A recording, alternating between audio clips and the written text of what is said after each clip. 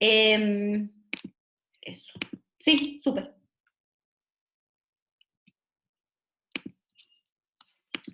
Bien, desde el Centro de Estudios, Justicia y Sociedad de la Pontificia Universidad Católica de Chile, les damos la bienvenida a todas y todos al lanzamiento de la publicación Gestionando la Incertidumbre en Prisión, diversas respuestas ante el COVID-19. Este encuentro se realiza en conjunto con Prison Insider, a quienes también damos la bienvenida, Florence y Carolina Nacimiento. Los micrófonos de los participantes que no son panelistas están en silencio y van a permanecer de esa manera. Además, para que sepan, contamos con traducción simultánea inglés-español. Esta la pueden activar en el icono que tienen en su botonera inferior, donde hay un mundito. Ahí tienen que elegir el canal del idioma en el que quieren escuchar y no deberían tener problema. Las preguntas las va a moderar nuestra directora, Catalina Droppelman, y se usa el ambiente que hay abajo, también en la botonera, que dice preguntas y respuestas. Las preguntas que quieran hacer los asistentes van a ser, como les dije, moderadas por Catalina. Ella va a distribuirlas a los invitados y se van a ir respondiendo de manera ordenada. Ahora quiero dejar con ustedes a Pablo Carbacho. Él es el subdirector de Investigación y Desarrollo del Centro de Justicia y Sociedad. Va a dar unas palabras de bienvenida, así que adelante, Pablo, por favor. Bueno, muchas gracias, Marce. Muy buenos días a todos y a todas, y buenas tardes a quienes nos acompañan desde otras partes del mundo. Desde el Centro de Estudios, Justicia y Sociedad de la Pontificia Universidad Católica les damos la más cordial bienvenida a este seminario, que se enmarca en un estudio mayor sobre la reacción carcelaria frente a la pandemia. Este estudio es llevado a cabo por el Centro de Justicia y Sociedad de la Universidad Católica y es financiado por la Agencia Nacional de Investigación y Desarrollo de Chile, ANID, que hace más de un año concursó fondos para desarrollar estudios para entender los distintos impactos de la pandemia en distintas dimensiones de la vida social. En este contexto, el Centro Justicia y Sociedad encomendó la colaboración de Prison Insider en la realización del reporte Gestionando la Incertidumbre en Prisión, diversas respuestas ante el COVID-19, que lanzamos hoy, y a quienes aprovecho, Carolina y Florence, de agradecer por el excelente trabajo que han hecho. El reporte da cuenta de las reacciones a la crisis sanitaria en las prisiones de Argentina, Brasil, Chile, Costa Rica, Francia, Irlanda, Nueva Zelanda, Noruega, España, Sudáfrica y Tailandia. Por lo tanto, se trata de un amplio y probablemente el más diverso espectro de países analizados a propósito de la pandemia en cárceles, por lo que estamos muy contentos de poder presentarlo hoy día. El estudio, financiado por la Agencia Nacional de Investigación y Desarrollo, ANID, se encuentra en proceso. El estudio que se enmarca este reporte se encuentra en proceso de desarrollo y esperamos tener los resultados hacia fin de año y compartirlos con ustedes también. En términos generales, este reporte que hoy presentamos y el estudio al que he hecho referencia puede entregarnos luces respecto del funcionamiento de los sistemas carcelarios en Chile y en el mundo.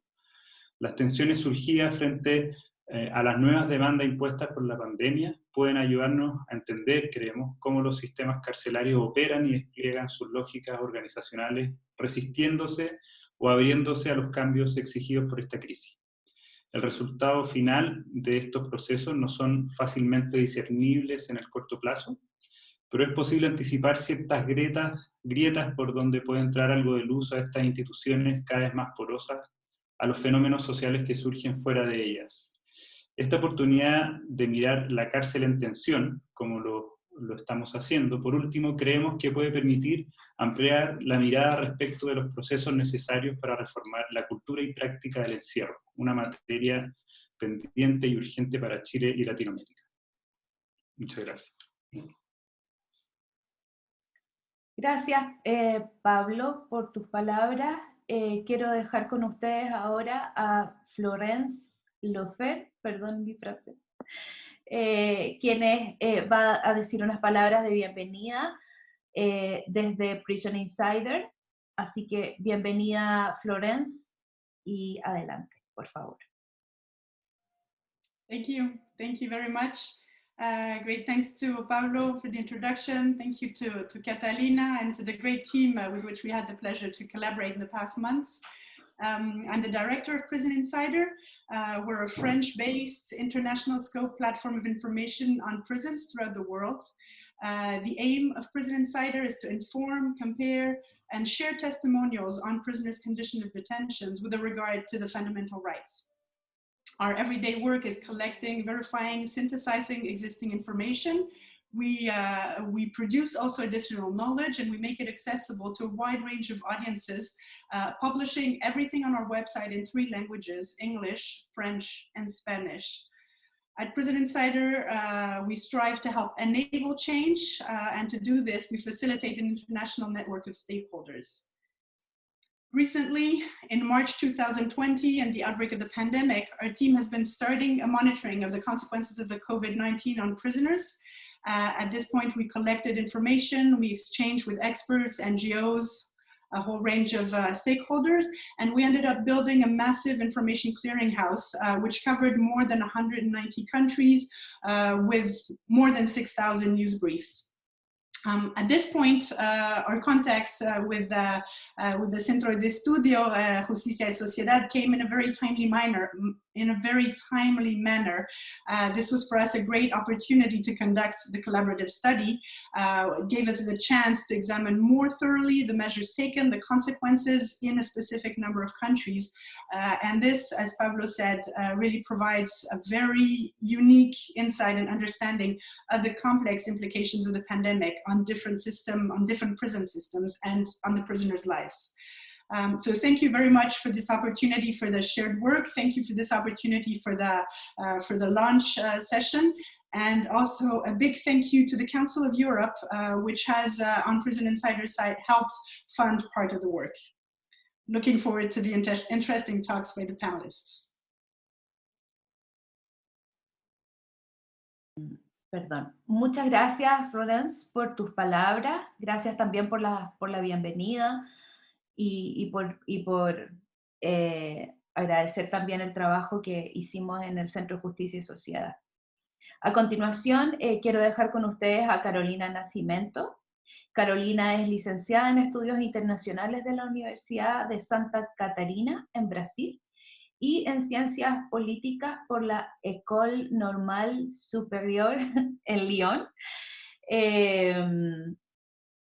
Ella es coordinadora en Prison Insider y presentará el estudio a continuación. Adelante, por favor, Carolina.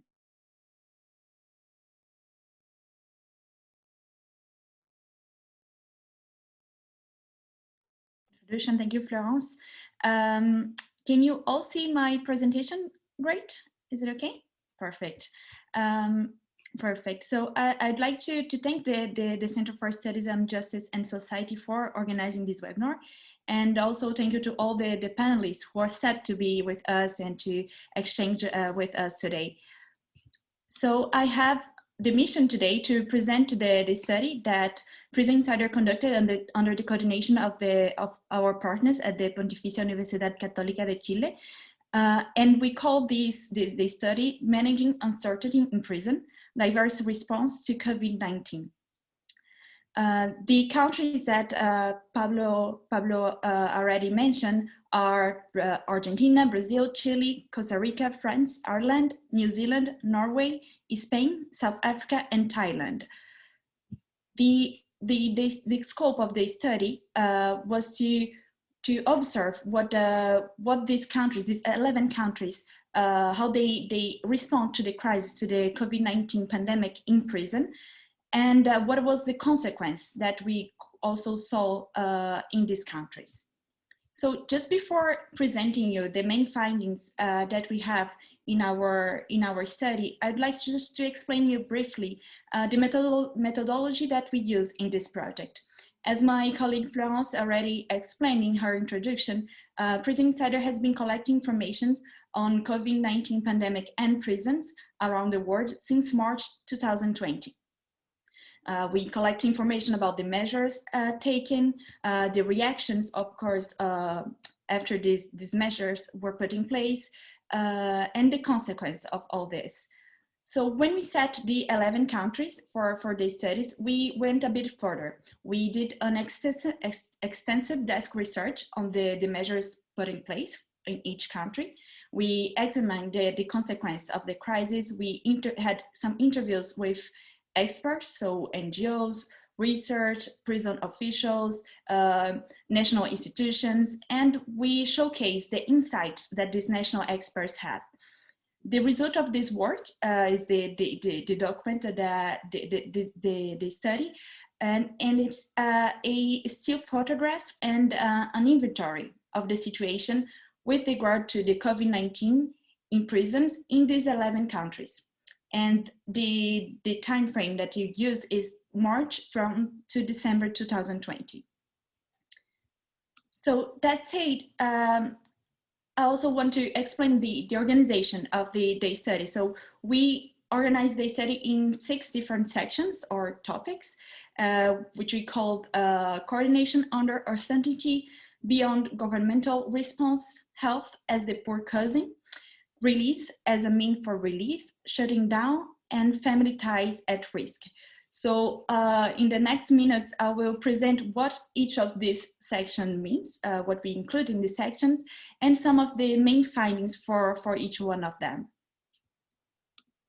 So in the first section, coordination under uncertainty, we looked at the coordination between the public authorities to act in order to prevent the spread of the virus in prison, but also to guarantee prisoners' fundamental rights. Regarding this coordination or lack of coordination, we had these 2 contrasting scenarios. We observed that in some countries, there's a really lack of preparedness to respond in a fast way and really to have a response on the needs that the pandemic created.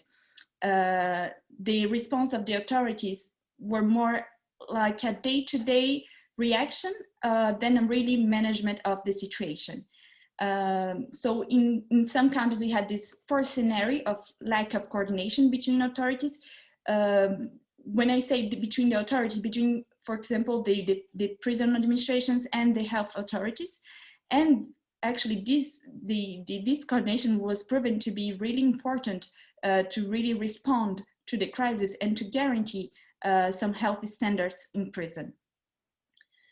We saw, for example, in Brazil, just to mention some of the countries that we look at, in Brazil, in the beginning of the pandemic, the Ministry of Justice, the State Prison Administration, and the federal state issued some recommendations for just in the beginning of the pandemic that looked like a coordinated response. But in practice, when we saw how these recommendations were really put in place, we saw that in some states of Brazil, for example, in Rio de Janeiro, there was really a lack of coordination and an endemic political crisis that really put at risk the application, the implementations of the recommendations that were ordered by the Ministry of Justice and the federal state. A second scenario that we saw was observed also in some countries. There's a really contrasting scenario that was a more constructive way, where there was a lot of cross-learning, some bottom-up initiatives, and unprecedented efforts of cooperation. We saw, for example, in Ireland, that there was establishment of an emergency response planning team early in mid-February. And this response team, there was the National Public Health Emergency Team. So not only the prison administration that were involved in the efforts. So this also lead me to our second section that we call Beyond Governmental Response. We call it like that because prison are not really a place where the prison staff or the prison authorities and the prisoners are involved in. There is a lot of also external actors that are involved in prison life, in the measures that are taken in prison. And we often see prison, the information about conditions of detentions as a complex issue. It's hard to document, and prisons are often described as a black box. And the presence of these external actors are a way to, a means to know what is happening in prison, and also have these external eyes about what is happening inside the prison facilities. So at the beginning, at the pandemic, one of the first things was to prevent external people to go inside to avoid the circulation of the virus. So what we saw that was some external actors were preventing for entering detention, and some independent monitoring bodies and civil society organizations, lawyers, families were calling for appropriate preventive measures that they are not seeing being put in place. For example, this scenario, of course, is can be really different between the countries. In some countries, you see that these external actors really had a role to play in coordination with the authorities. In other countries, as for example in South Africa or in Brazil, we saw a lot of criticism from civil society organizations regarding the lack of dialogue and the lack of transparency from the prison administrations. But in the other hand, when we saw that these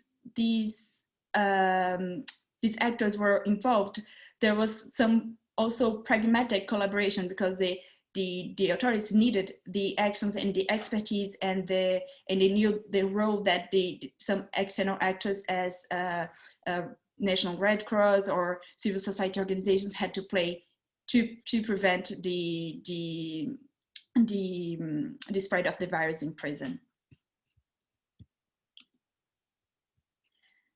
So a third chapter, a third section that we also constructed was, of course, regard the health issue in prison.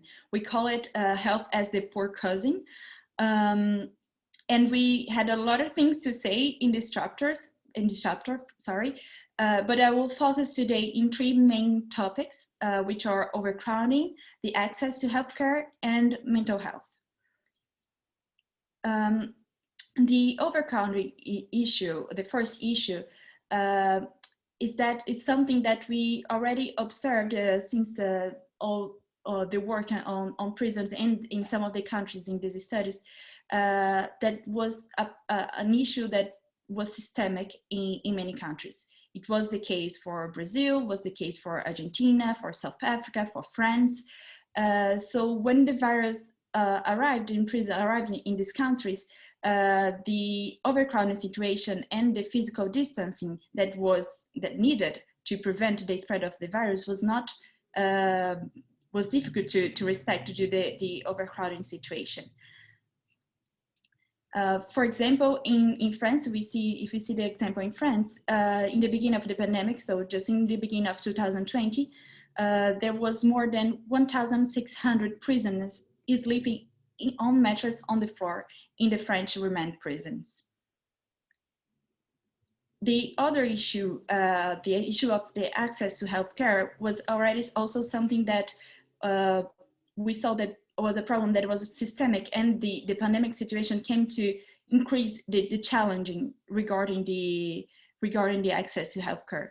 In Argentina, for example, there's a study from 2019 that shows that an important proportion of prisoners in the federal system, but also in the province of Buenos Aires system, did not have access to healthcare, did not have access to care when they needed. So in a situation like this, the challenge when the virus arrives are even greater. And the third topic that we really want to highlight was the issue of the healthcare, the mental health care. Sorry, these are of course an issue that is really keen and central for prisoners' health, but in the pandemic context, it's important to highlight that some of the measures that were put in place came also to had an effect, a side effect on the prisoners' mental health.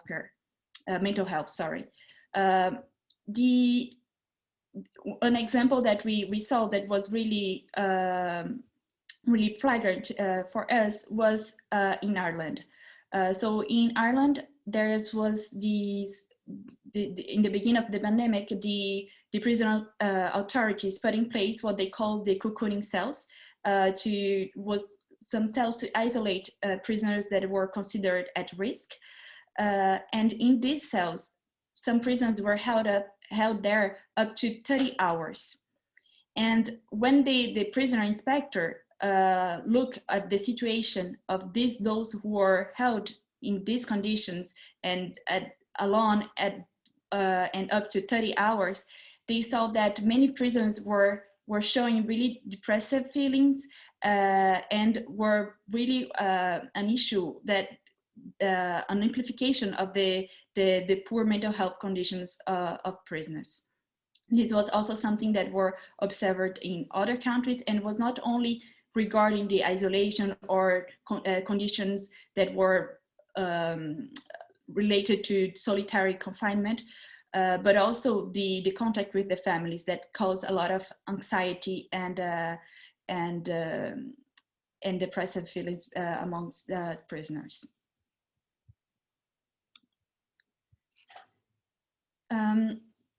The section number 4 in our study will look more at what we called opening measures.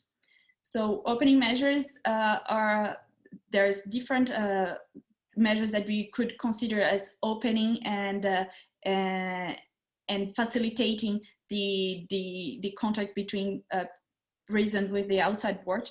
But in this case, in these sections, we are looking at how the authorities use the sentence adjustments in order to try to respect physical distance in prisons.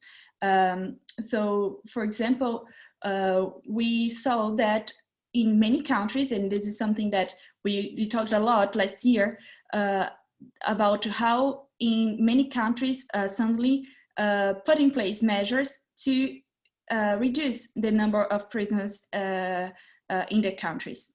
So these are measures that we saw that was taken in a very pragmatic but also extraordinary way. So they use early or conditional release, the suspension of sentence, but also house arrests and massive pardons in order to reduce and to trying to fight the overpopulations that they have.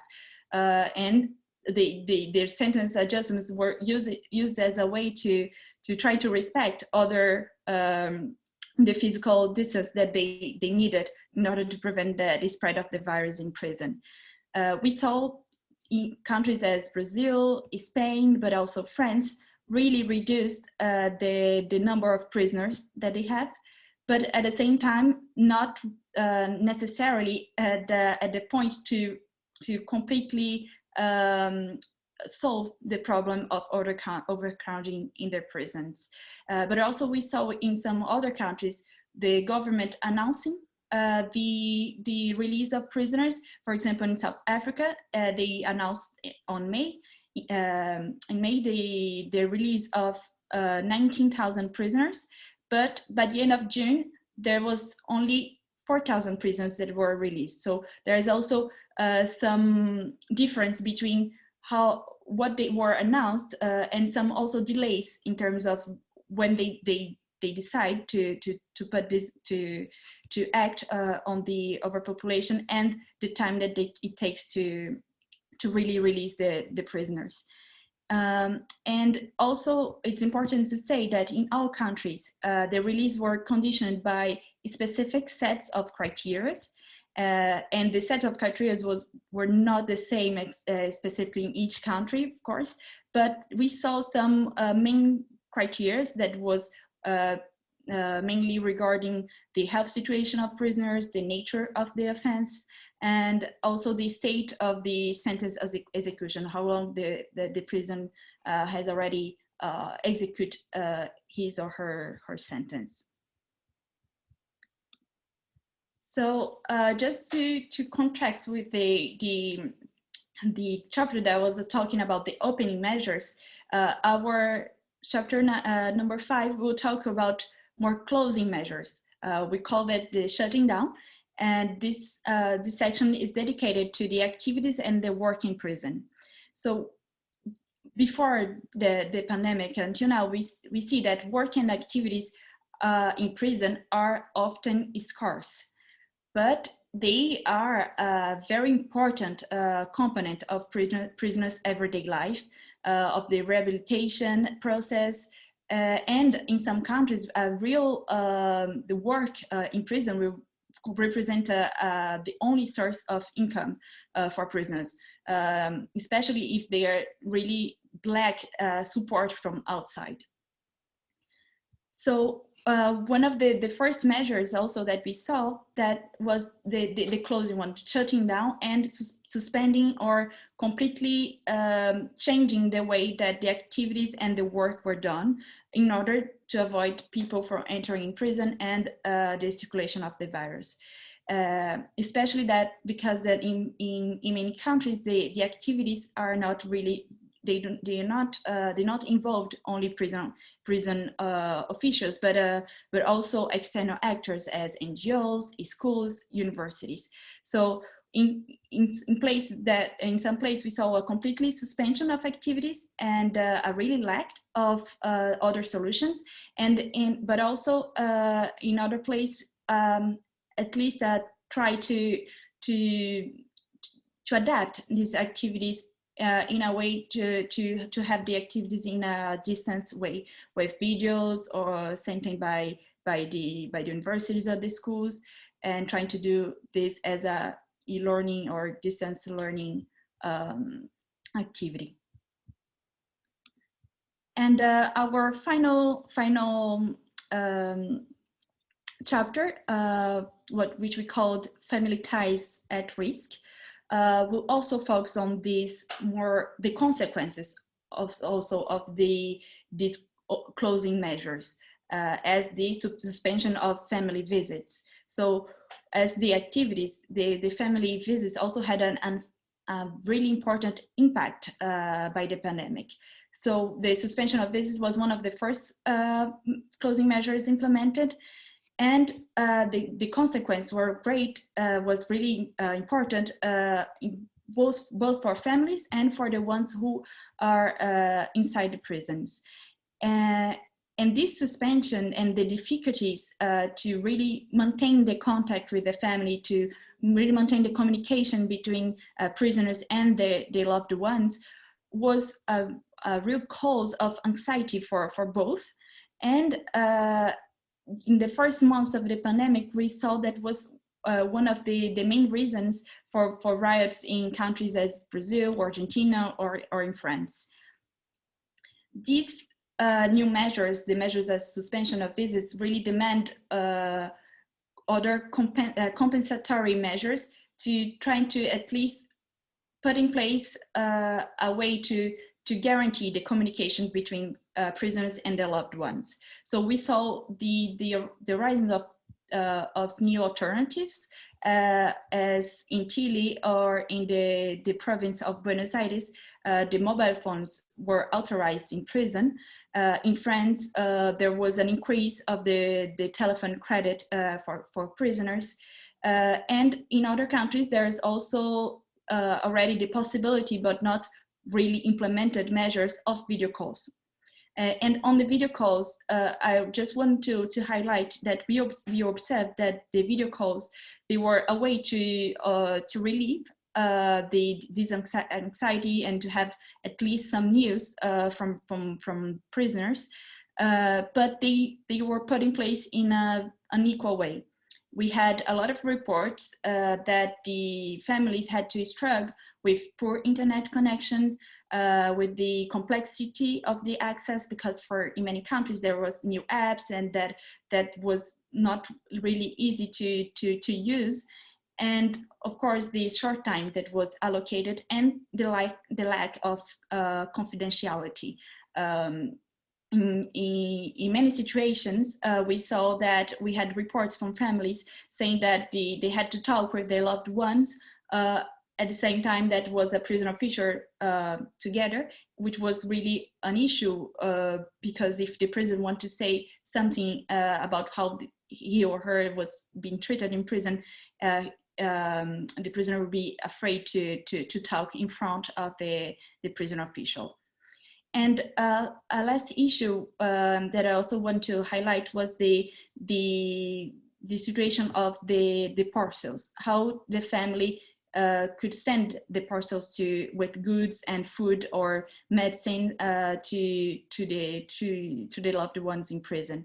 The visits were one way to bring in countries as Brazil, as Argentina, for example, a way to bring these parcels. And prisoners really relied on them, really, especially in countries where the authorities did not guarantee a full access of food, a full access of medicines, of good healthcare. So the prisons really rely on them, and the families really want to keep sending them. And the process to send the parcels became more complicated and expensive. And in a context of pandemic where there's also an economic consequence and a lot of people losing their jobs, when the sending of parcels became more expensive, this also affects a lot the ones that are outside and want to care for their loved ones in prison.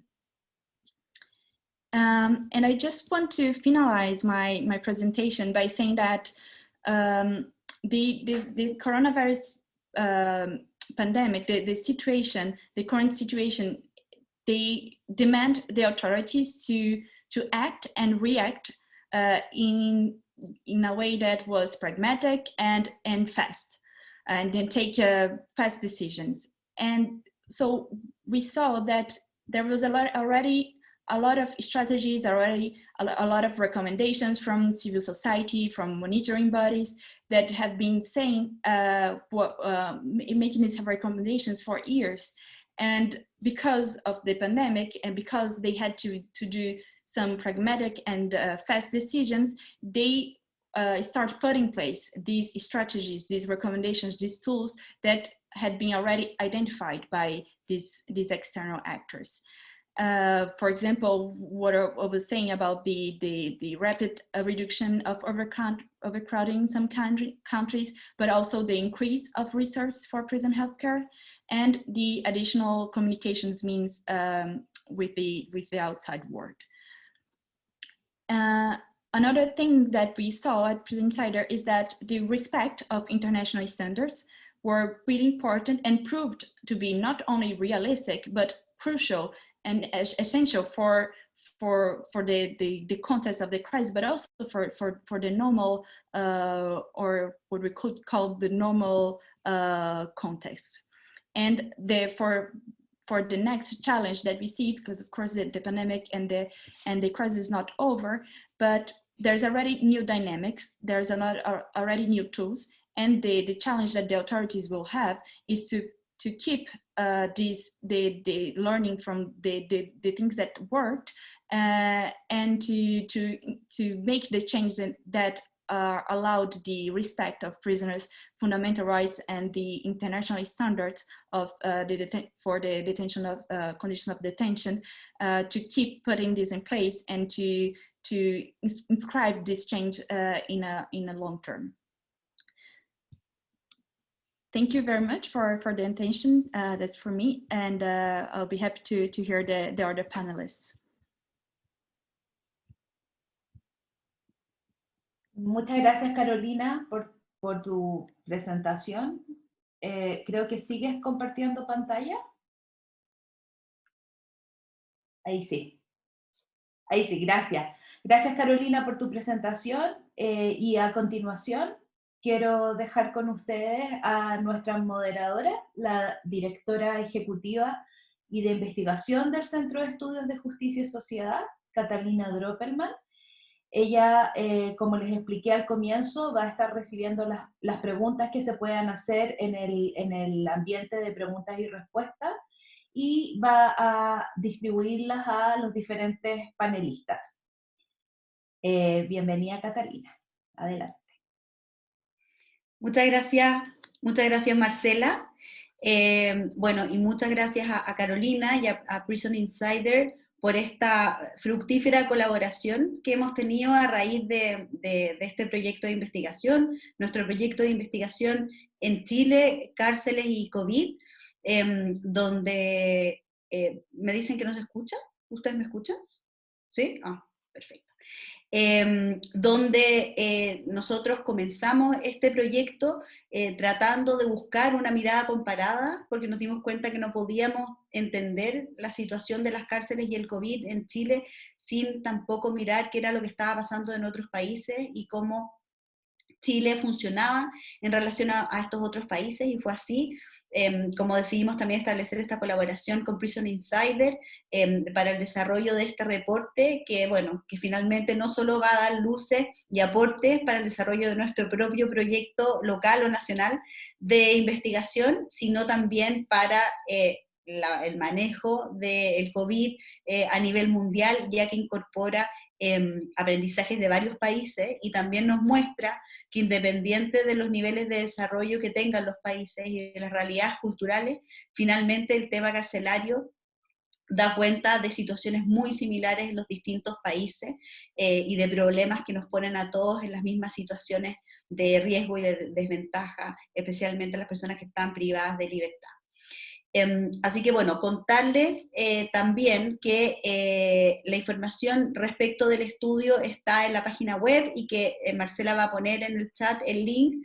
El reporte de Prison Insider también va a estar en la web y va a estar de acceso libre para todos quienes quieran mirarlo en profundidad o bajarlo.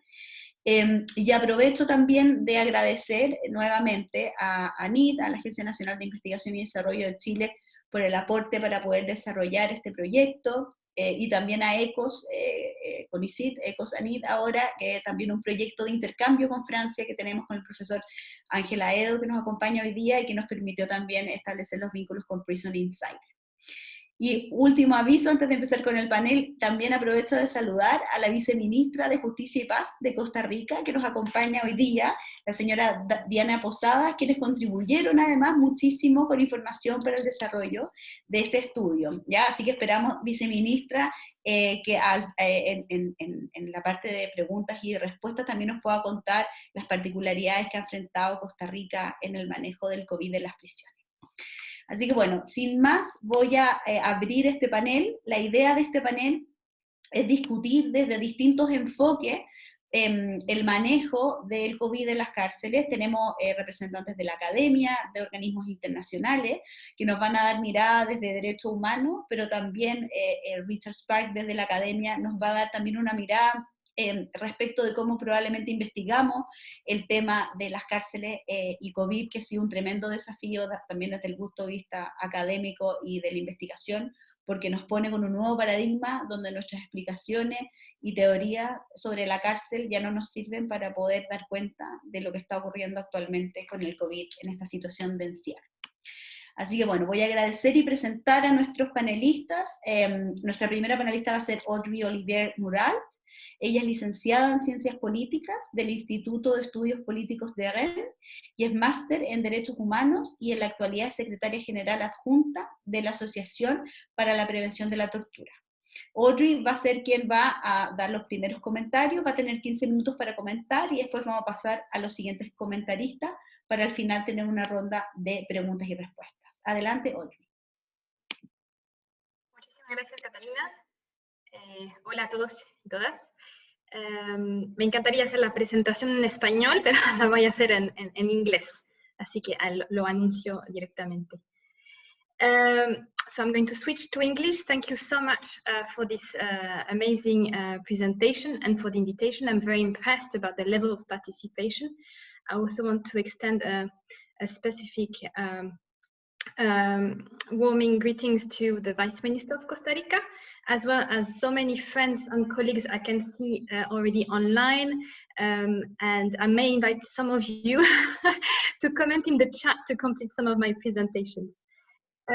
So for those of you who actually don't know who we are the Association for the Prevention of Torture. We are a relatively small NGO based in Geneva. And we are approximately 10 people with 2 persons in Latin America for now, Brazil and Mexico. And our work is really related to promoting transparency and dignity in detention. As many other organizations during COVID-19, how our work has been really impacted, our operations, but also how we could respond best to the challenges posed by COVID-19 in detention. So I wanted to share that some of our comments and inputs on the basis of the fantastic report that you put together is also based on the work we've been doing in the past year.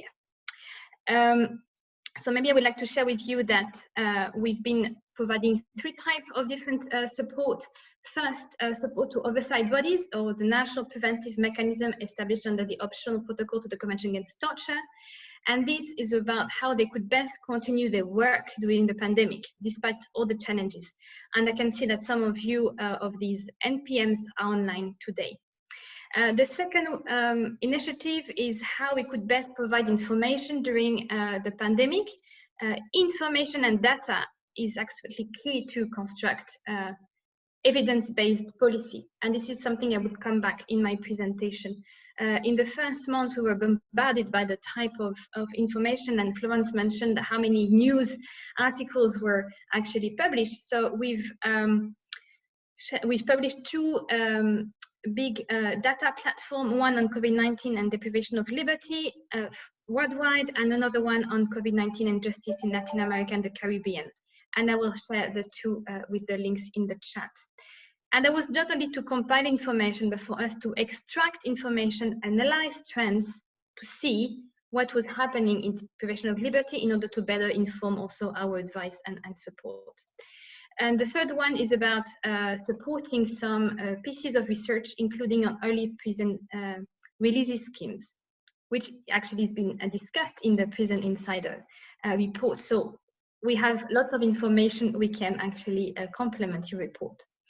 I just wanted to mention that as many of us, finding information which is updated, which is objective on what is happening in prison is absolutely, is very difficult. I would like to mention, I think there is this project which is called Justice Project Pakistan, which is looking at how many COVID-19 cases are in detention, and according to them, and this is the information they compiled, now they have found more than 538,000 detainees being positive to COVID-19 in 122 countries, and this is as of 6th of April, and at least 3,914 deaths in detention over 47 countries. But this is the information they compiled, which can really see how massive COVID has actually impacted, but this is the minimum, I would say, in terms of information.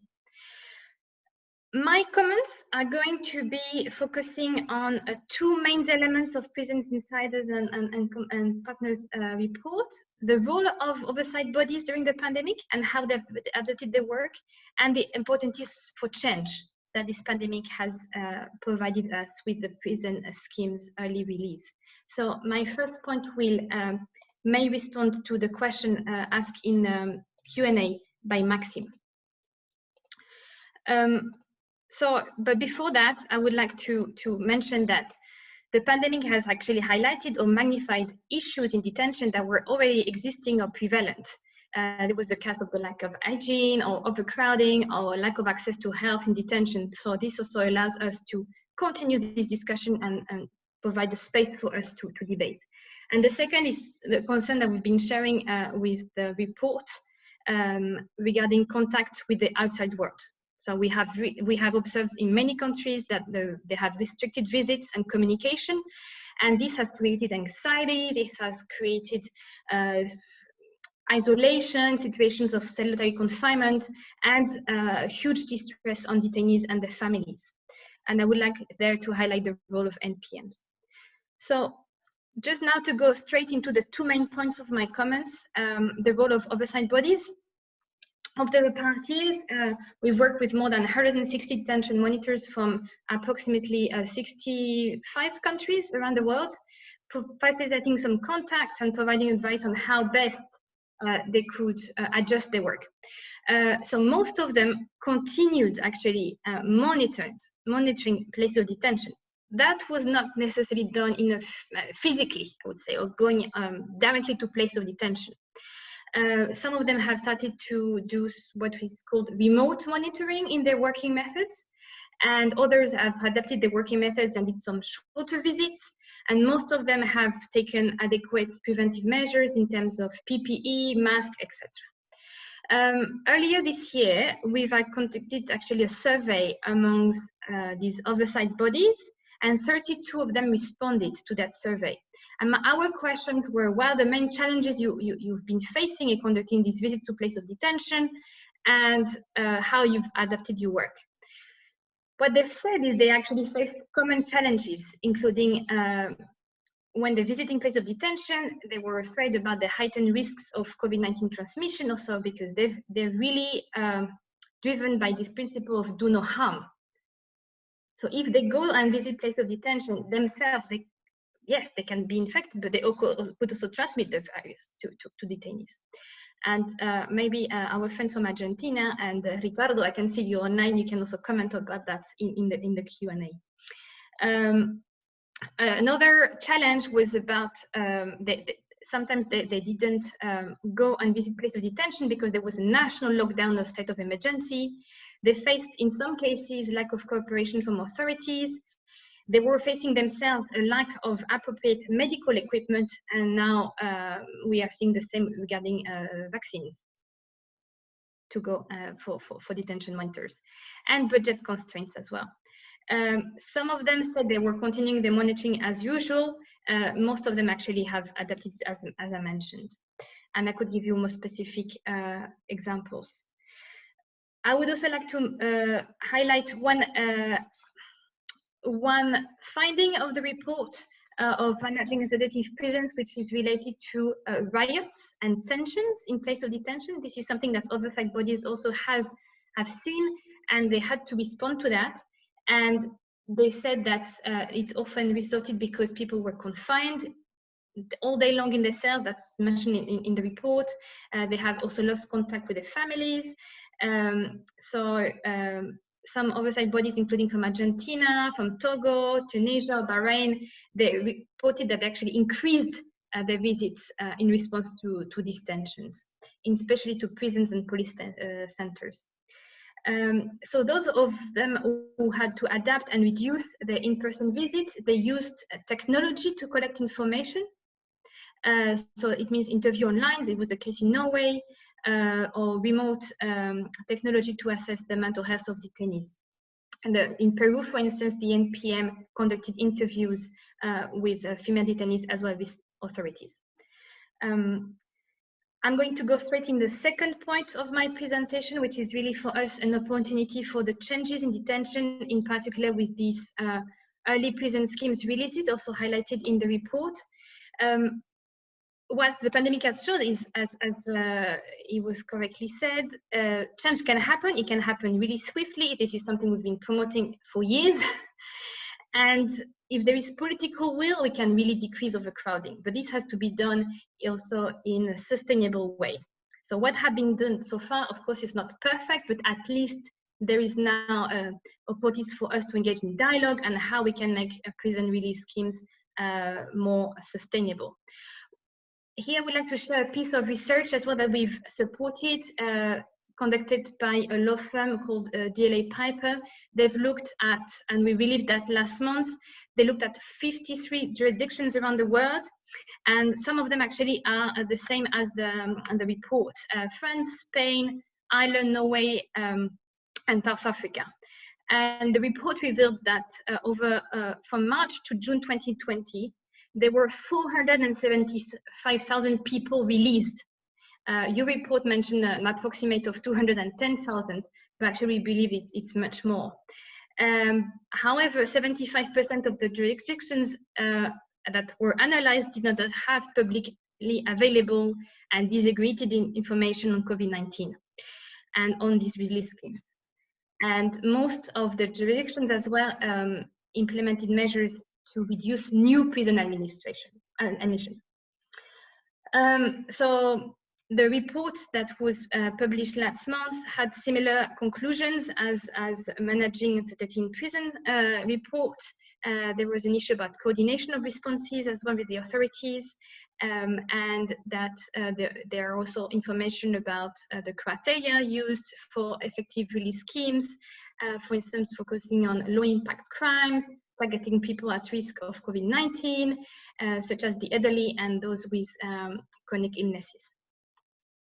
And then there was an element that would deserve better research is in the countries where the pandemic releases response were facilitated, the recidivism rates remain quite low, but this has to be also analyzed over a certain period of time. And most of the countries which implemented these schemes had them already in place, at least in law or the schemes, but maybe they were not implemented. Finally, I would like to share with you 3 additional trends that we have identified through our work over the past year, that there is a possibility to have an institutional transformation of the prison system to enhance the capacity to respond to the health crisis. But there is a need to exchange practices and to improve really the quality and the nature of the intervention. The second one is while detention monitoring bodies can definitely adapt to the crisis, there is also a need to increase and accelerate the implementation of the recommendations in the design of responses to the health crisis. And finally, this is really one of the main findings we had is data is lacking, and actually this is a finding itself. In many cases, we don't have data, we don't have the right data, we don't have disaggregated data, or data is not publicly available, and this is making policy very difficult to be adopted in the times of crisis. And here we should really find some ways to pull data together or to support different authorities to publish data. In some cases, there is a political willingness not to publish data, and in other cases, it may be due to lack of capacity. And related to data is information. And your report as well mentioned very well how the lack of information has been creating some distress and anxiety amongst detainees and the prison population. Not knowing what is happening, not knowing what are in the impact of COVID-19 has been a cause of riots and a cause of claims inside the prisons. So my final words would say that, yes, let's invest in having more data and more information for better policy. Let's invest in greater interinstitutional cooperation amongst ourselves. And maybe my 2 points for us as civil society, there are so many now pieces of research that it would be very useful to put them together and to come together to see this global momentum, to build and continue this movement of long-lasting change really together, because change can happen and there is momentum to decrease overcrowding, and also to target judicial actors who are often the one in the front line when it comes to adopt attentive measures to detention or to release people from detention and to provide them with the right set of measures to do their work. Thank you. Muchas gracias, Audrey, por tu presentación. Muy interesante, aporta y complementa una serie de información que Prison Insider presenta en el reporte, y también trae una serie de información nueva, tremendamente interesante, y planteas puntos claves como por ejemplo el tema de las salidas tempranas, early releases o los indultos, y de cómo estos también pueden dar pie a transformar un poco el tema carcelario y a dar luces de cómo hay ciertas personas que pueden salir tempranamente sin implicar ningún conflicto, ningún daño. Vamos a ver qué va a pasar más adelante también con las tasas de reincidencia de esas personas, y esperamos que eso nos dé pie para una discusión más profunda respecto del uso racional de la cárcel y también de las alternativas a la misma. Así que bueno, vamos a pasar a nuestro siguiente panelista, y bueno, y al final vamos a también responder varias de las preguntas que se hicieron a Audrey. Nuestro siguiente panelista es Richard Sparks. Él es profesor de criminología en la Universidad de Edimburgo. Entre 2014 y 2017 fue director de la Facultad de Derecho. Entre 2006 y 2016 fue codirector y fundador del Scottish Centre for Crime and Justice Research. Él es miembro de consejos editoriales de varias revistas, incluida Punishment and Society, y ha editado y ha publicado bastantes libros también. Así que bueno, damos la bienvenida a Richard Sparks, quien también nos va a dar una mirada desde la academia al tema del manejo del COVID de las cárceles. Muchas gracias, Richard. Hello, everybody. Thank you very much for inviting me. It's a great privilege because although Catalina said to those of us who are speaking at the outset that we were not here to evaluate this report, it's very nice to be able to say how much we appreciate it. I think it's a really important contribution, and the diversity and scope of the countries involved is impressive. The non-inclusion of North America is impressive and important, I think. All of that is brilliantly judged. It's a very intriguing and informative document as a platform for many other possible conversations, I hope. And also I think that it's very, the dimensions that Carolina has drawn our attention to, the themes around which the report is organized and focused, the elements of coordination between authorities, coordination with the outside world, conditions and healthcare, sentence adjustments, work and activities, communications, all of those turn out to be crucially important and interesting dimensions. So I think that they're very acutely selected dimensions on which to compare and contrast these important experiences, and for that I really think we're in your debt. So we've been asked to comment on things that we find particularly interesting and to discuss the implications of the different approaches and impacts of COVID in prisons internationally. I think Catalina said that I was going to inform us about, the elements of our current ways of thinking about prisons that have in some sense been made obsolete by these events, and I make absolutely no such claim. I don't believe I can do that at all, but I am going to try and say something about the future, which I think is worth focusing on at this point. So I guess the questions, I'd like to divide my remarks, such as they are, into two elements. First of all, what can we distill in reading the report that helps us to explain or interpret the differences that we see? So what are the dimensions of these differences? What are the differences that make a difference, so to speak? What lies behind or underpins the very great differences, and sometimes paradoxical and contradictory ones? It doesn't appear to be the case that all of the problems line up in one country or another, or it's much more complicated and variegated than this. And then secondly, what are the implications for the future? Which of the, and Audrey has already very much raised this point, which of the kinds of change that we are now seeing are likely to remain important and at the forefront of change going forward? Will there be indeed lasting change?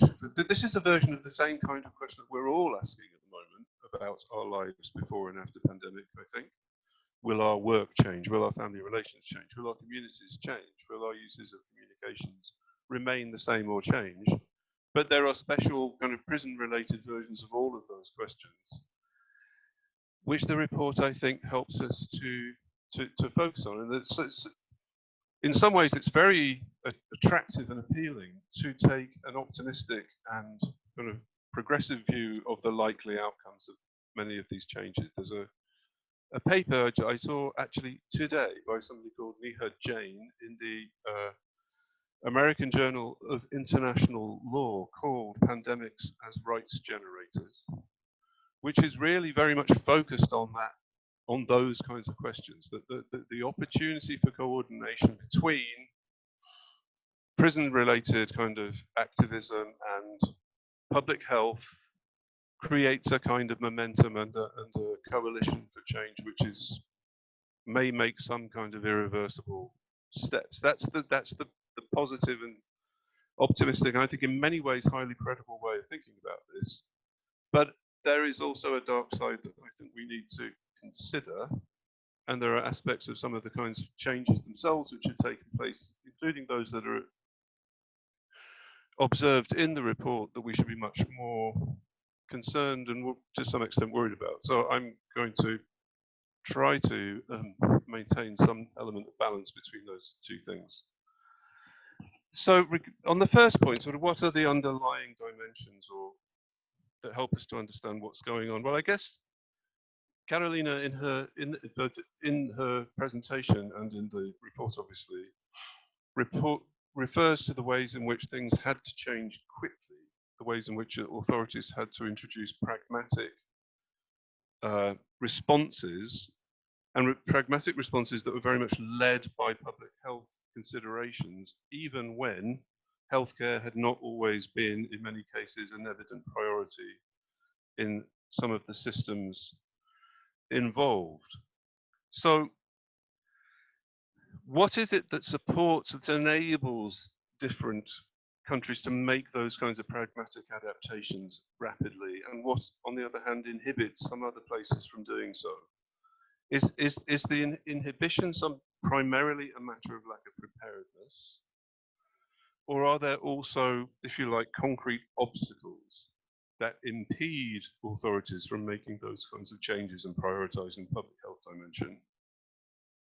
I don't know the answer to those questions necessarily, but I think they're important questions to focus upon. And secondly, when we talk about the change being organized, as it inevitably must be in relation to the pandemic, around disease prevention, prevention of transmission, public health concerns, are those concerns, if you like, mainly technocratic ones that say this person, this prisoner, is a possible vector of transmission and therefore we must act to impede that transmission? Or are they also animated by a concern for them as a human with needs and rights and so forth? So is it mainly a technocratic kind of change, or is it also a humanitarian one? And what's the balance between those different dimensions? Because they're two related ways of thinking about disease prevention, I guess. So in other words, health, harm reduction is inherently implicated in penal questions and in prisons, but it's never their sole driver. So in different countries, we are going to see that it is constrained or distorted, I think was Carolina's word, in different ways or degrees, by the way in which it sits alongside other considerations, whether those are ones about the prominence of punishment in public discourse, with the kind of how far the authorities are or are not able to kind of relegate considerations of security to something that they can deprioritize to some degree, in how far they're constrained by concerns about public opinion or media responses and so forth, how far these are matters actually of extreme resource shortages, as they clearly were to some extent in the South African example, and in some of the others too.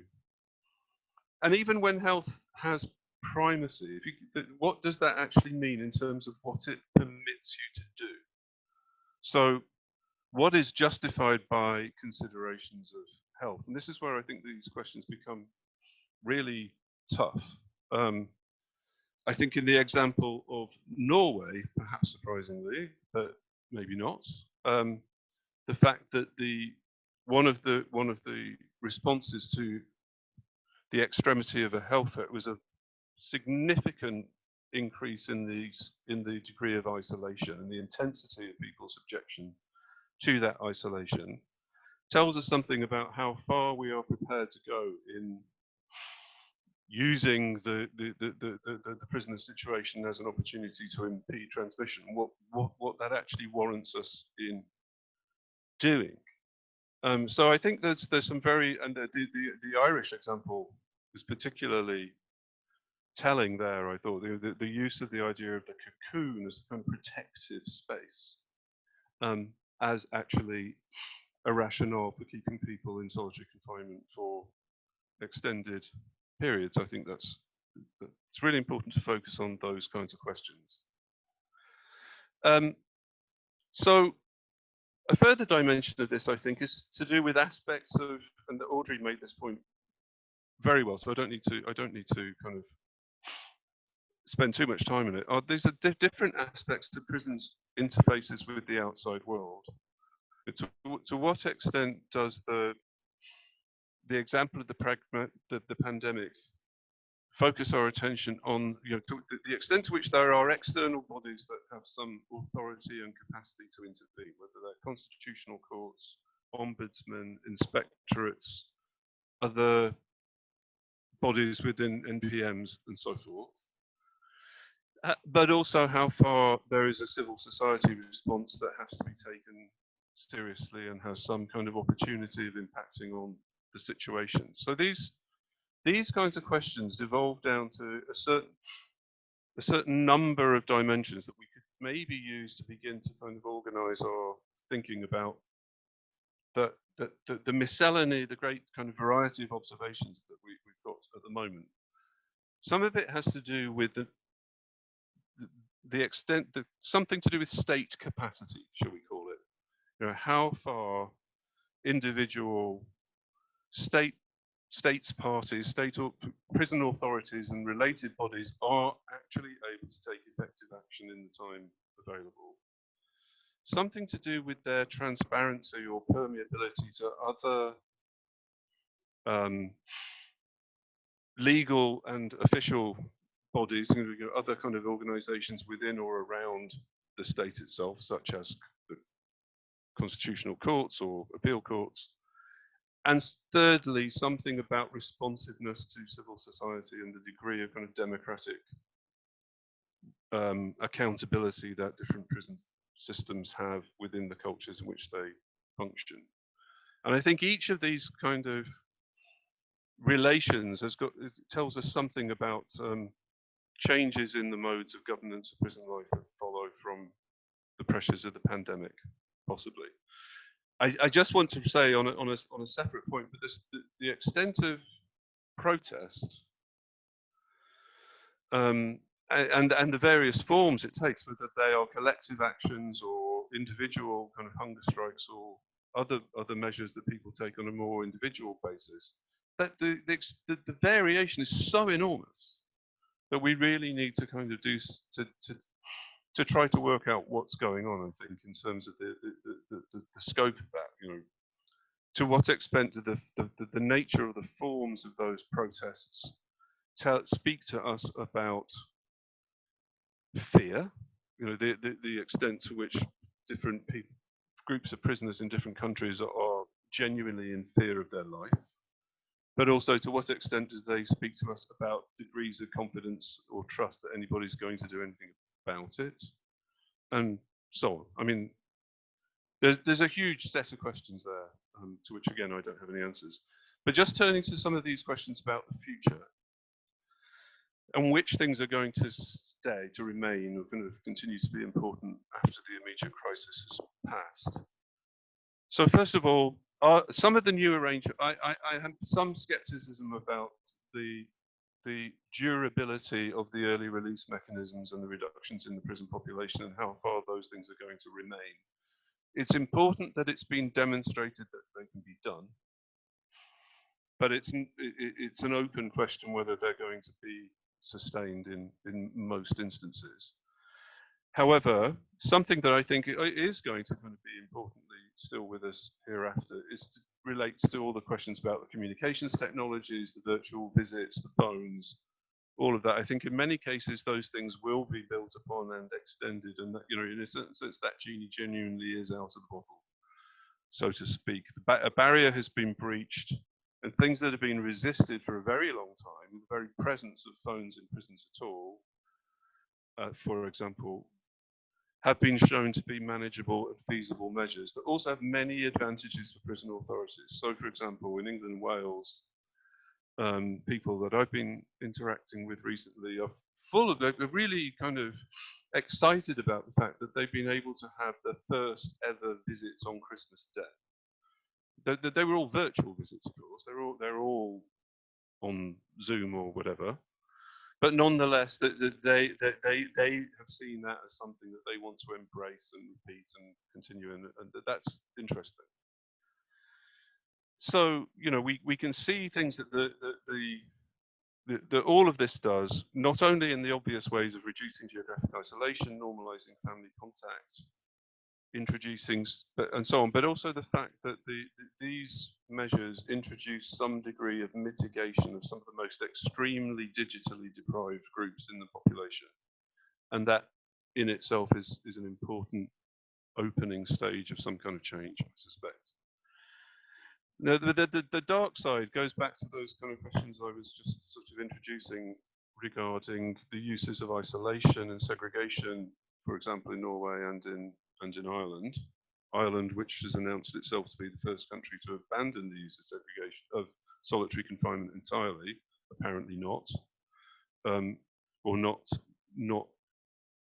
in this instance anyway, because it seems to me that from what we're hearing here in Scotland, for example, there's a clear sense in which some prison authorities and certainly prison officers' unions are rather fond of the kinds of prisons that they are now running under the pandemic, which they see as being safe and quiet, and you know that some of their kind of traditional difficulties have been addressed by these very kinds of changes which have been introduced. There is a sort of rhetoric of safety that says prisoners are behind their door when they come out in a very organized manner. They come out for certain purposes. They interact in a controlled way with staff rather than in an uncontrolled way with one another. Let's continue on with some of those things. So the question is, to what extent we will see a return? What will the post-pandemic normalization actually look like? I guess is how I would raise this question, and what in terms that means for the scope of prisoners' contact with each other, with their families, with the outside world. Thereafter, this is a little extract that I came across from the BBC News report. A Scottish Prison Service spokesperson talking about changes they've been able to introduce given the reduction in the prison population under the pandemic. They've said, the reduced prison population is making social isolation easier to achieve. But as numbers move up in the future, keeping prisoners separate could become more problematic. In other words, there's a clear preference for the keeping of the prisoners separate, implicit in those remarks. Let's hope it turns out to be problematic. So, I mean, I think in this regard, it does no harm just to remind ourselves what the etymology of the word lockdown is.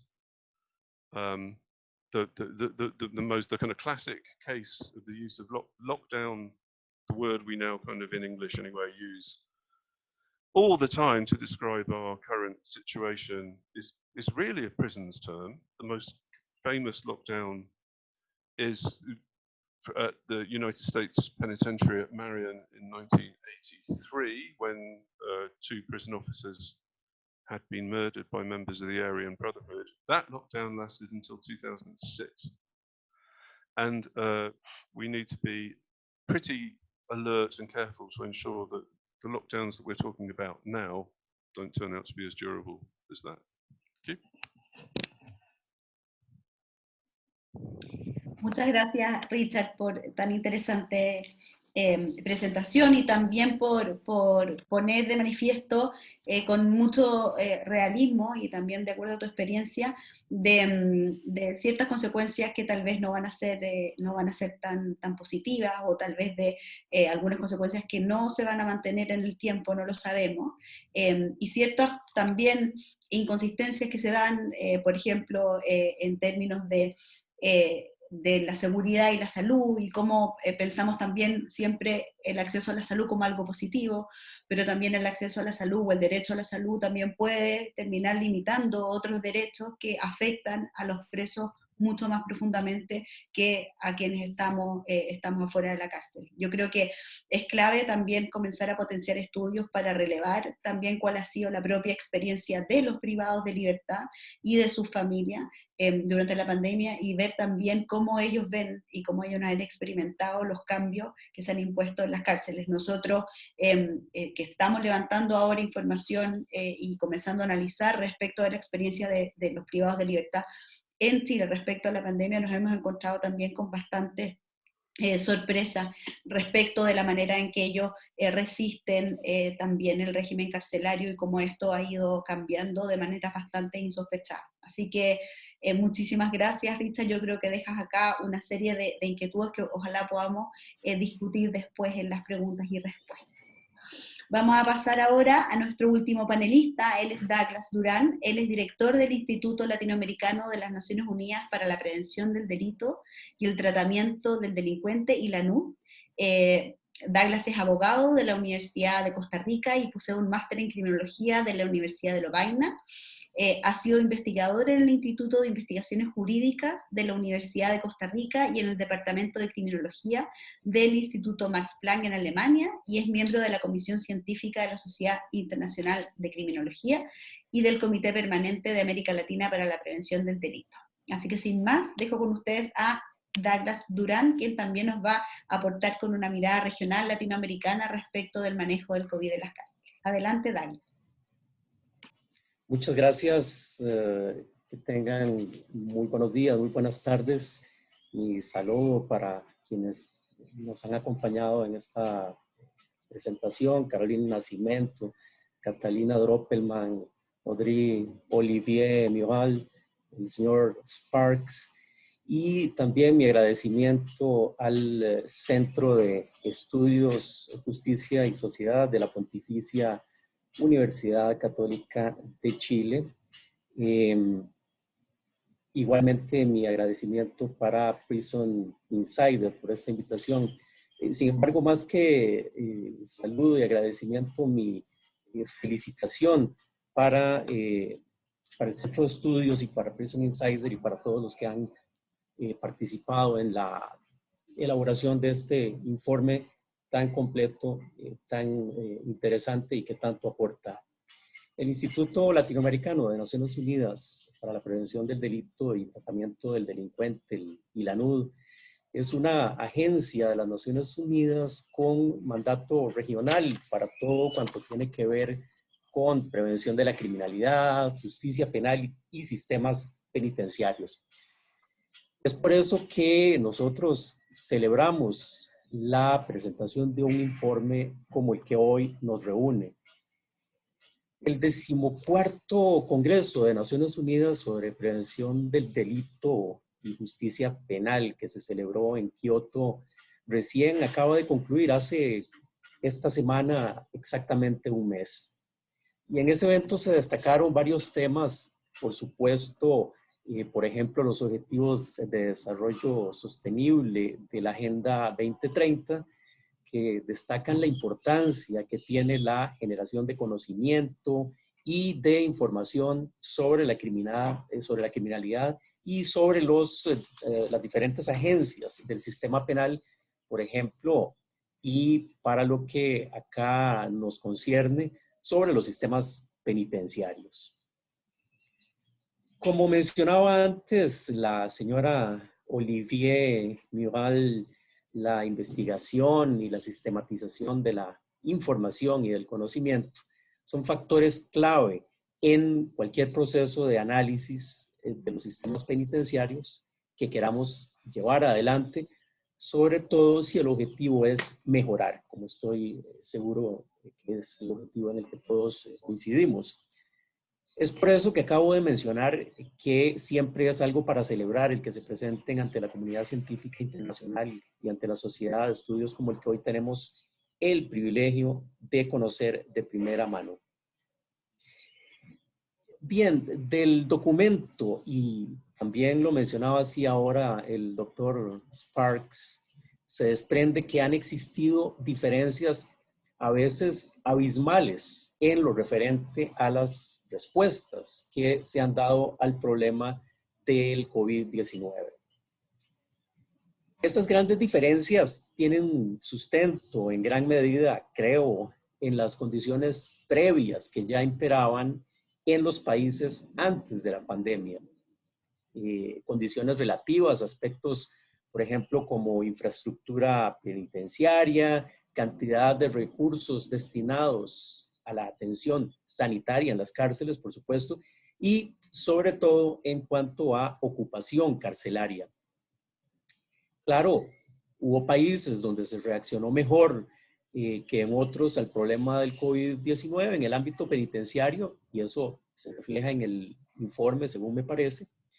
Sin embargo, debo insistir en que muchos de los problemas preexistentes condicionaron grandemente las posibilidades de cada nación de enfrentar la pandemia. Desde mi punto de vista, como mencionaba recién, uno de los factores principales en ese contexto ha sido el de la ocupación carcelaria. Es indudablemente un problema de la sobrepoblación determinante, en el tanto reduce el margen de posibilidades de la administración penitenciaria de reaccionar adecuadamente para reducir el riesgo de contagio. En efecto, desde que se habló ya a mediados del primer semestre del año 2020 de la importancia del distanciamiento para reducir la transmisión del virus, quedaba claro que en las prisiones hacinadas se corría el peligro de que la enfermedad se tornara incontrolable. Y desafortunadamente, tal y como se presenta en los diversos datos duros que podemos encontrar en el informe cuyo lanzamiento se hace hoy, muchos de los países analizados presentan tasas de ocupación alta, tal el caso en Asia de Tailandia, para el cual se mencionan, por cierto, estadísticas aportadas por nuestros queridos colegas del Instituto Tailandés de Justicia, forma parte de la red de institutos de Naciones Unidas. Y otro caso que se menciona en el estudio es el caso de Sudáfrica, que como Tailandia tiene una tasa de ocupación carcelaria superior a 120, lo que, de acuerdo con los estándares internacionales, naturalmente, constituye una sobrepoblación crítica. No puedo dejar de mencionar que la preocupación que en el continente africano hay en relación con el COVID-19 y las poblaciones privadas de libertad, especialmente con la aplicación de la prisión preventiva, ha motivado a la red de institutos de Naciones Unidas sobre prevención del delito y justicia penal a organizar cursos y capacitaciones con el Instituto Africano, precisamente en función de plantear respuestas inmediatas al problema.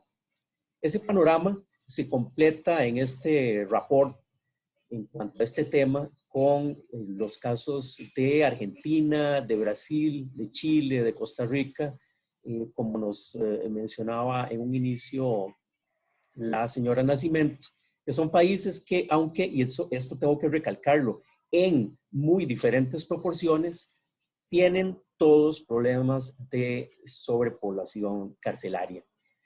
Este es un problema que en Latinoamérica es endémico, según vamos a ver en un cuadro estadístico que ahora le voy a rogar a los colegas del Centro de Estudios que compartan con nosotros, por favor.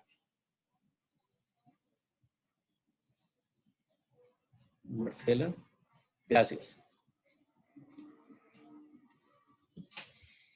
Bien, este cuadro que fue elaborado por Carranza y Chávez hace referencia al problema de la sobrepoblación penitenciaria en América Latina para el año 2018, el año más cercano, y ahí podemos ver la dimensión del problema del hacinamiento carcelario en esta región. Tenemos ahí, por ejemplo, el caso de Chile, que es uno de los países objeto de estudio en este report, como les mencionaba, con una tasa de densidad carcelaria relativamente baja, pero también tenemos ahí a Argentina para el año 2016, ese dato con 114 de densidad carcelaria.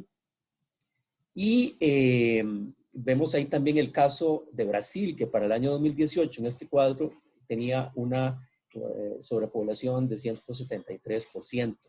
Estos son casos, bueno, el de Brasil es un caso ya grave, diría yo. Sin embargo, podemos ver, si seguimos bajando en este cuadro, la dimensión brutal, diría yo, del problema de la sobrepoblación carcelaria en América Latina. Acá cerca de nosotros, por ejemplo, en el caso del Triángulo Norte de Centroamérica, El Salvador, Honduras y Guatemala, que tienen tasas de ocupación para el caso del Salvador de 215, el caso de Guatemala con 342%, que definitivamente son situaciones absolutamente inaceptables desde el punto de vista de los derechos fundamentales de las personas que se encuentran privadas de libertad. Entonces, como podemos ver, y así lo mencionaba, se trata de un problema grave en Latinoamérica, se trata de un problema endémico porque ha permanecido durante mucho tiempo en estos niveles. Incluso, y para ya terminar con este cuadro, no sobra agregar que países como Uruguay, como México, e incluso como Chile, tienen documentados grandes problemas de hacinamiento carcelario, o sea, de sobrepoblación crítica en ciertos centros penitenciarios. Es decir, que el hecho de que Chile muestre un 103% de densidad carcelaria no es, vamos a ver, no es obstáculo para que haya centros carcelarios con densidades mucho mayores. Entonces, acá pues dejamos planteado ese gran problema de hacinamiento, problema, como decía, endémico para el caso de América Latina. Si gustan, pueden retirar ya el cuadro. Bien, entonces, como podemos ver, se trata de una situación grave para el caso de América Latina por delicado, ese contexto plantea, como mencionaba al inicio de mi presentación, obstáculos inmensos para el buen desarrollo de cualquier estrategia tendiente a mitigar el contagio. En efecto, el informe que hoy se presenta hace referencia a las grandes dificultades que ha enfrentado, por ejemplo, Brasil, país con una población carcelaria gigantesca y con grandes limitaciones, debido precisamente al problema de hacinamiento que ellos enfrentan. Desde nuestro punto de vista, sin embargo, la solución a esta situación no debería ir definitivamente, y eso lo recalco, por el camino de construir más infraestructura sin pensar en que ello debe acompañarse necesariamente de muy serias reformas del sistema penal. Y ojo que no me refiero solo al sistema penitenciario, sino al sistema penal en su totalidad. Y es que la pandemia no ha venido sino a desnudar, como mencioné antes, carencias que ya existían de previo a que se diera la pandemia por COVID-19.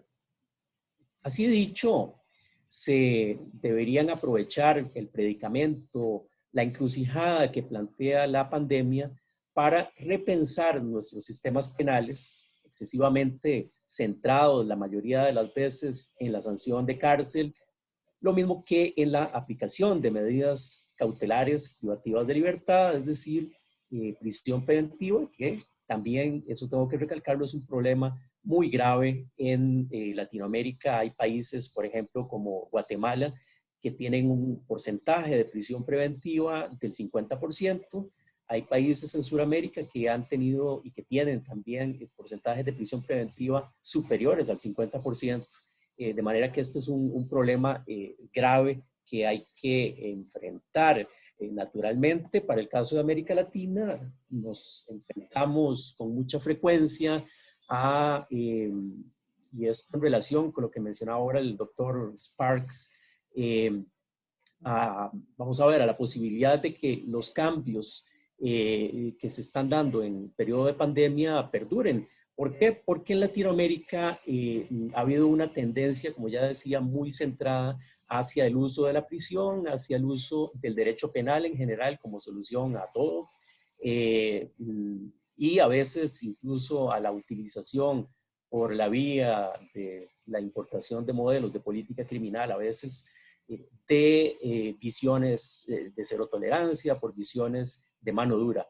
De hecho, en muchos de los países analizados en este informe se redujeron de manera importante las poblaciones carcelarias ahora en periodo de pandemia, no solo por medio de mecanismos aplicados por parte de la administración penitenciaria, sino también partiendo, por ejemplo, y esto para citar al informe mismo, partiendo de circulares ministeriales como en el caso de Francia o como en el caso de Noruega, mediante las cuales se instruye a la jurisdicción para reducir la entrada de personas sentenciadas en el sistema penitenciario para reducir de esa manera la propagación del virus. Y esto deja muy claro que la reducción de la población carcelaria puede no depender únicamente de los mecanismos de preliberación o de cambio de régimen a lo interno de la administración penitenciaria, sino que puede darse a partir de cambios en el estilo de persecución penal, es decir, en modificaciones relativas a la política criminal. Y todo esto tiene que ver, naturalmente, con la forma en que se desarrollen los procesos de criminalización secundaria, que casi siempre están, como bien lo sabemos, sesgados en perjuicio de ciertas poblaciones o individuos. Vamos a ver, el reto acá, el desafío, y eso tiene que ver, lo recalco, con lo que nos mencionaba el profesor Sparks, es saber si estos cambios van a perdurar en el tiempo, si estos cambios pueden sobrevivir, para el caso de Latinoamérica, a esas tendencias más centradas en la represión, más centradas en el enfoque retributivo que a veces con demasiada frecuencia hemos tenido en América Latina. En realidad, lo que trato de decir es que la pandemia, con lo infortunado de su terrible costo en términos de pérdida de vidas humanas, ha permitido demostrar que los sistemas penales en nuestras sociedades pueden funcionar encarcelando menos gente, y eso será quizá lo único positivo de esta terrible pandemia que estamos sufriendo. Insisto, pues ahora tocará ver qué hacer para que esos avances que se han logrado pues, se extiendan en el tiempo. Yo creo que eso es un tema que debemos trabajar a partir de ahora en este periodo post-pandémico que en algún momento llegue. Muchas gracias por su atención. Muchísimas gracias, Douglas, por darnos también la mirada latinoamericana y cómo el tema de las condiciones carcelarias y el hacinamiento también nos pone en una situación extremadamente desafiante regionalmente para poder enfrentar al COVID en las cárceles. Ojalá podamos producir estudios que también den cuenta de esas particularidades y también de otras particularidades culturales que tienen también las cárceles de la región, algunas de ellas con autogobierno y dinámicas distintas a cárceles probablemente de otros países. Así que muchísimas gracias, Douglas. Vamos a pasar a algunas preguntas y también preguntar también a la viceministra del Ministerio de Justicia y Paz de Costa Rica si quiere también participar y contar un poco lo que se ha hecho en Costa Rica específicamente. Por favor, nos pide la palabra a través del chat y le damos acceso como panelista. Hay varias preguntas, yo seleccioné algunas como para poder, porque no nos queda mucho tiempo, para poder dar la palabra a varios de los que presentaron. Audrey desafortunadamente nos va a tener que dejar, entonces no le vamos a poder hacer preguntas porque tiene un evento muy importante anual de su institución, así que muchas gracias Audrey, y las preguntas para Audrey quedarán pendientes, pero yo me comprometo a enviárselas. Una pregunta para Carolina, que tiene que ver con el impacto de si se ha levantado, si Prison Insider ha levantado alguna evidencia o información respecto del impacto también del tema del COVID en los niños y niñas, los hijos e hijas de las personas privadas de libertad y en sus familias en general.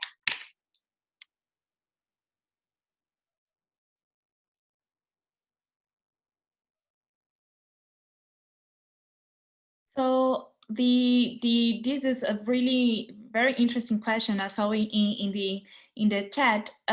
This was not something that we really talked in the study. It was more in a broader impact on how the families communicate. But this is actually something that we've been looking at with another project that is more related specifically with the impact of the COVID pandemic with the external ties. And the external ties also include the ties, the family ties. And so this is something that we participate on a study with ICPR, the Institute for Crime and Justice Policy Research at the University of London. And this study is not published yet. And we also been talking, just for an example, yesterday in the scope of this project with ICPR, we spoke with someone who represents associations of families and in Brazil, in the state of Ceará in Brazil, and she was talking specifically to us on this what she called as the second victims of the situation, like the side effects of the incarceration and the lack of communication between families. And this was in the kids, in the family, the parenting situation, the communication and the possibility to do the parenting while in prison, and how this was aggravated with the lack of communication. So we will soon publish this conversation that we did with this representative of a family association. I will publish soon in a video, but it will be looking more at this issue during the year. But at the time, for this specific project, for this specific report, we looked more in a broader way on how the communication, the measures, and the possibility of the means of communications were impacted by the COVID. Muchas gracias, Carolina. Antes de pasar a la siguiente pregunta, por temas de tiempo vamos a hacer una pregunta para Richard Sparks y otra pregunta para Douglas, pero previo a eso, y aprovechando que tenemos a la viceministra de Justicia y Paz de Costa Rica, queremos darle la palabra para que ella nos cuente, no queremos desaprovechar la oportunidad de tener un viceministro que ha estado manejando el tema del COVID de las cárceles en América Latina, nos cuente un poco cuál ha sido la experiencia de Costa Rica. Adelante, viceministra, con el micro. Muchísimas gracias.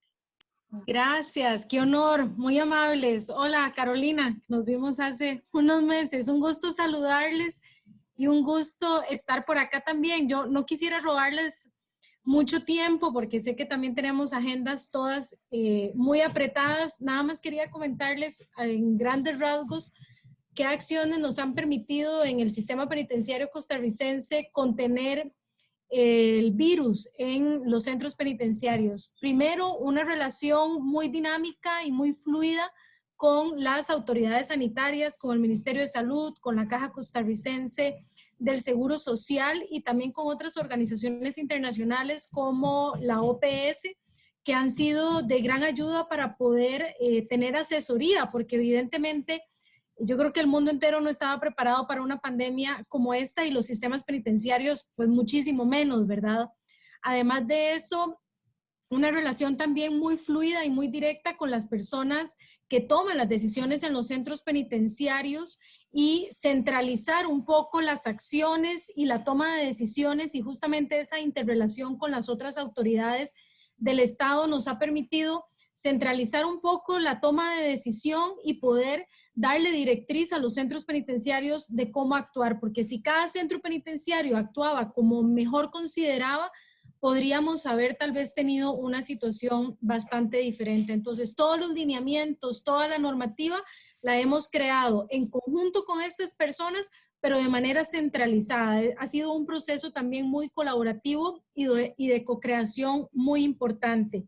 También hemos tenido un diálogo muy cercano con las familias de la población privada de libertad para recibir insumos de cómo mejorar y cómo garantizar que la atención a la población privada de libertad les permita no solo cuidar su salud física, sino también cuidar su salud mental, es decir, cuidar la salud de manera integral. Entonces, bueno, hemos hecho muchas cosas, mantener las actividades de recreación y de deporte en burbujas, como se nos ha indicado aquí desde las autoridades sanitarias, es decir, cada grupo hace sus propias actividades sin relacionarse con otros grupos para evitar contagios. Hemos mantenido también y hemos creado procesos de ocupación.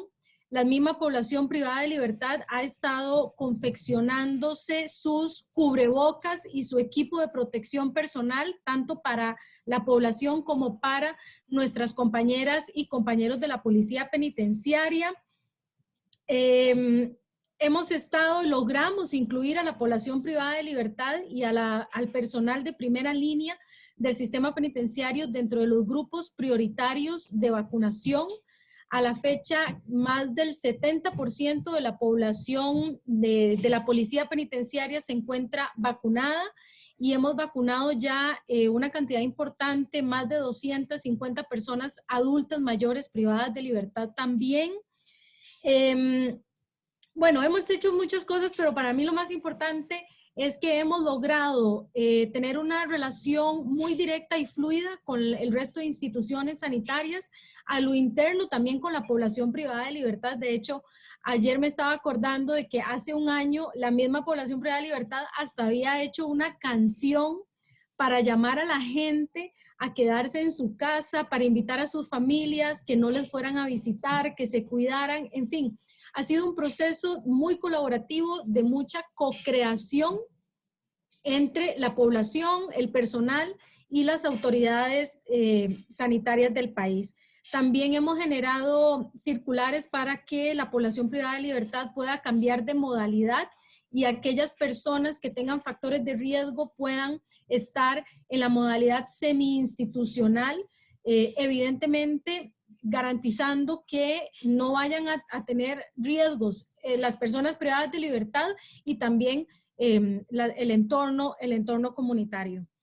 También hemos coordinado con la Comisión Nacional de Emergencias la contratación de personal de salud para los centros penitenciarios para poder hacer búsquedas activas de casos, también para hacer campañas de sensibilización y educación.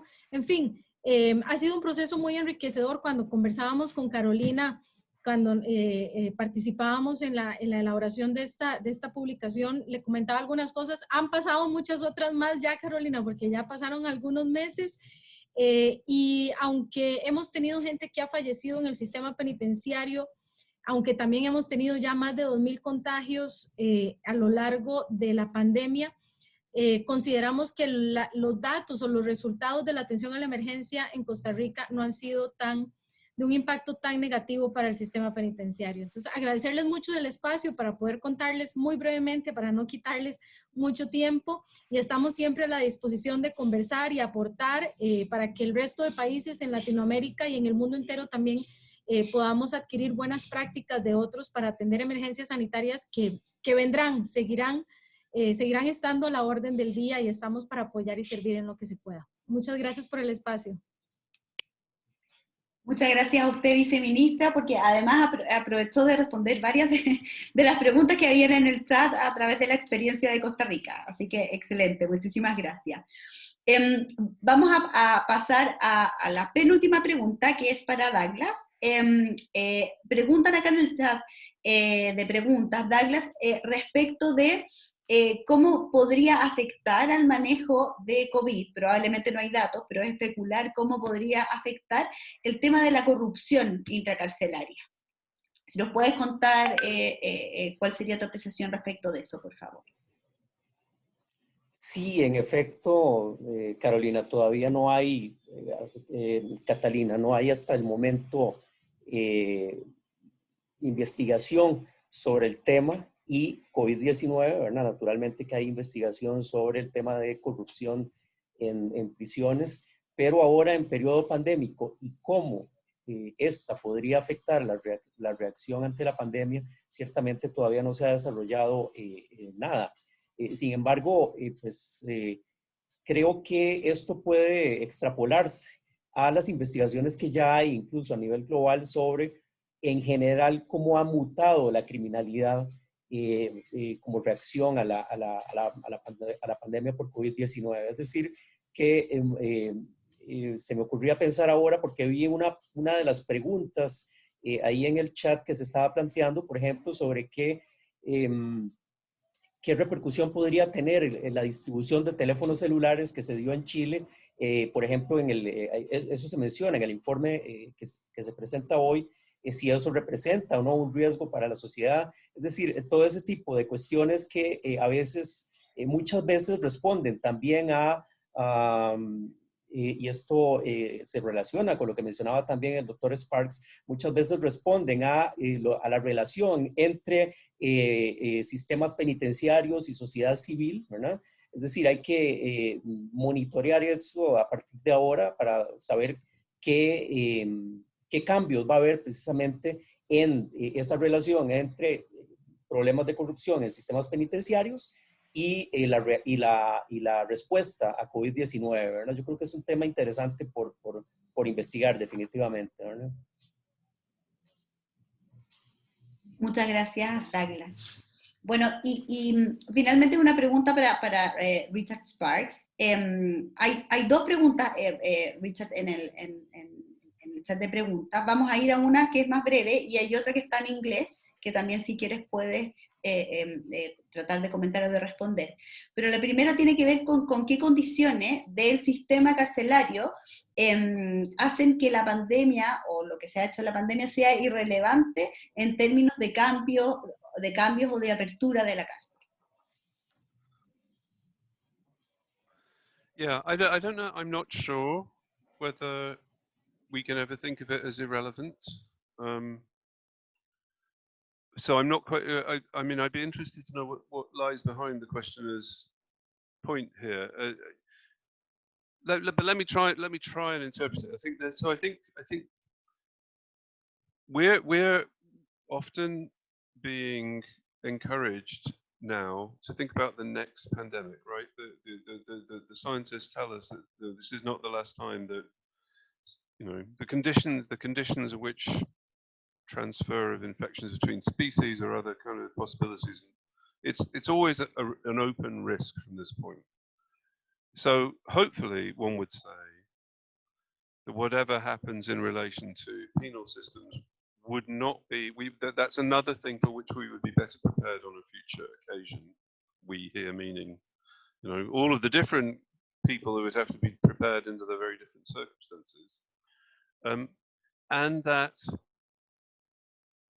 I'd like to relate this to another question which is in the chat, where somebody was asking whether people in prison should be regarded as priorities for vaccination, right? So we would need to be sorted out about that kind of question. That since suffering the effects of quarantine is not part of anybody's punishment, that it's not an intrinsic facet of imprisonment, we can't expect people to suffer disproportionately on our collective behalf for it, right? We are all required under these conditions to make certain kinds of, to accept certain kinds of restrictions on our life. But the restrictions that we demand of people whose liberty is already restricted are amplified. And that would seem to me to be something that, about which we need to think with, carefully, in order to be able to say we have a justified response to these kinds of problems. It's often occurred to me when any of us talk about our experience of the pandemic, we use kind of prison images all the time. So I've been locked up inside, I've been banged up at home, I've been confined to my house. The house, I feel like I've been in prison because I went to university and I had to stay in my room. All of those kinds of problems. The prison is, our image of what it is to be confined. But it's not really like being in prison, is it? It's just a kind of an echo of what that means. So, what kind of changes could make the pandemic irrelevant? First of all, it's something about proportionate responses. It's something about, in the case of the question about priorities, that responding to persons on the basis of their health needs and risks as primary, not any other aspect of their social status. Those are the kinds of things that we would need to have considered in advance, I think, before we ever confront any of these kinds of emergencies again.